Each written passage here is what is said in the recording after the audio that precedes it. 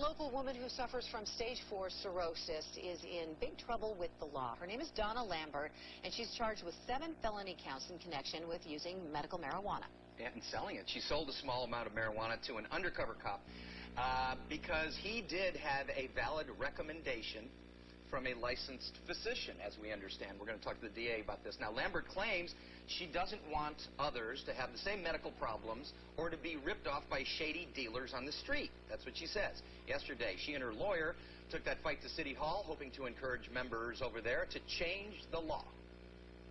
It started with hepatitis C. It was found that I had cirrhosis. I had to go on the interferon ribavirin chemotherapy treatment for a year, and it was then that I was really sick and they recommended marijuana to me. I don't know what triggered this Sjogren's disease, which is an autoimmune disorder of the connective tissue, whether it was the chemotherapy or the cirrhosis or the hepatitis C, but I'm struggling with that now, and I deal with a lot of pain. What we hope to have happen is to set a standard in San Diego that says when you have somebody like Donna, who is a qualified patient, providing marijuana to another qualified patient, if that qualified patient doesn't do it for profit, then it's legal. So apparently she was trying to do a favor, and it landed her in some big legal trouble.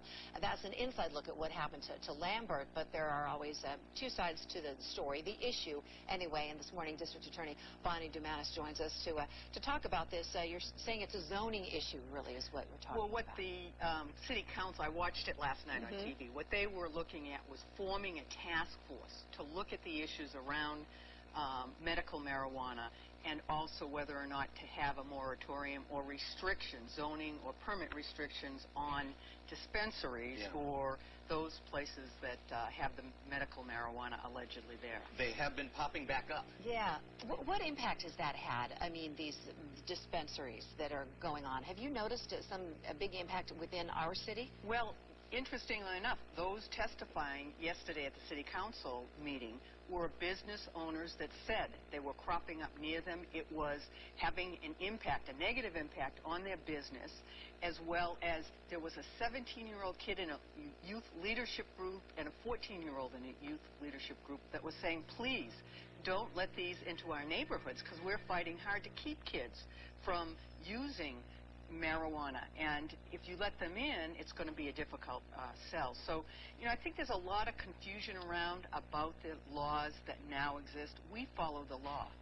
We don't go after people that are using medical marijuana or marijuana that's intended to help them with cancer, HIV, glaucoma, the serious illnesses that were intended. What we go after are those that are selling, that are profiting from the very people this was designed to help. Yeah. So are you saying in the case of Miss Lambert here, are you saying that she was selling this for profit and that's the issue? I'm not saying anything about Miss Lambert because that's I thought you were going to talk about because it's a pending case. It's a pending case. I can only talk to you generally about the issues around Well, let me ask you this. The law. The person that she sold it to, did he in fact have a physician's letter? Or?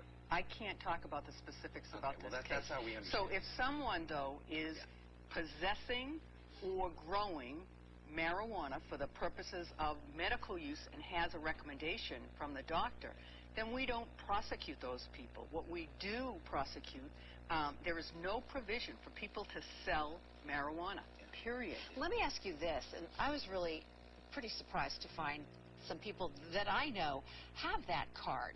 How easy is it to get a medical marijuana card? Is it just, I mean, it sounds like what is happening in California is that you're diluting the law.